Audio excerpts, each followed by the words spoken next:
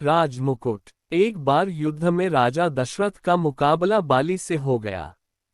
राजा दशरथ की तीनों रानियों में से कैकेयी अस्त्र शस्त्र और रथ चालन में पारंगत थी, इसलिए कई बार युद्ध में वह दशरथ जी के साथ होती थी। जब बाली और राजा दशरथ की भिड़ंत हुई उस समय भी संयोगवश कैकेयी साथ ही थी। बाली को तो वरदान था कि जिस पर उसकी दृष्टि पड़ जाए उसका आधा बल उसे प्राप्त हो जाता था। स्वाभाविक है कि दशरथ परास्त हो गए। बाली ने दशरथ के सामने शर्त रखी कि पराजय के मूल स्वरूप या तो अपनी रानी कैकेयी छोड़ जाओ या फिर रघुकुल की शान अपना मुकुट छोड़ जाओ। दशरथ जी ने मुकुट बाली के पास रख छोड़ा और कैकेयी को लेकर चले गए। कैकेयी कुशल योद्धा थी।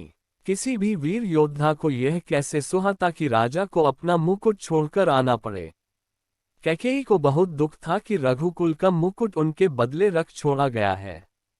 वह राज मुकुट की वापसी की चिंता में रहती थी।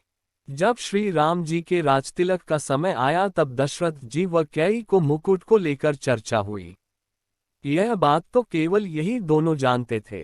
कैकेयी ने रघुकुल की आन को वापस लाने के लिए श्री राम के वनवास का कलंक अपने ऊपर ले लिया और श्री राम को वन भिजवाया। उन्होंने श्री राम से कहा भी था कि बाली से मुकुट वापस लेकर आना है। श्री राम जी ने जब बाली को मारकर गिरा दिया, उसके बाद उनका बाली के साथ संवाद होने लगा। प्रभु ने अपना परिचय देकर बाली से अपने कुल के शान मुकुट के बारे में पूछा था। तब बाली ने बताया, रावण को मैंने बंदी बनाया था। जब वह भागा तो साथ में छल से वह मुकुट भी लेकर भाग गया। प्रभु मेरे पुत्र को सेवा में ले लें, वह अपने प्राणों की बाजी लगाकर आपका मुकुट लेकर आएगा।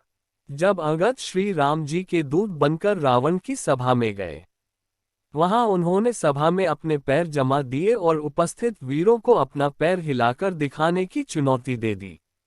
अंगद की चुनौती के बाद एक एक करके सभी वीरों ने प्रयास किए परंतु असफल रहे। अंत में रावण अंगद के पैर दिगाने के लिए आया। जैसे ही वह अंगद का पैर हिलाने के लिए झुका, उसका मुकुट गिर गया। अंगद वह मुकुट लेकर चले आए। ऐसा प्रताप था रघुकुल के राज मुकुट का। राजा दशरथ ने गंवाया तो उन्हें पीड़ा झेलनी पड़ी, प्राण भी गए। बाली के पास से रावण लेकर भागा तो उसके भी प्राण गए।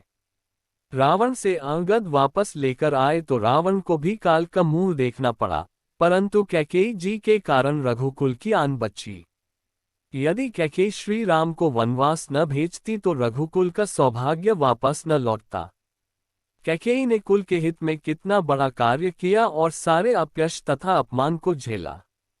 इसलिए श्री राम माता कैकेयी को सर्वाधिक प्रेम करते थे।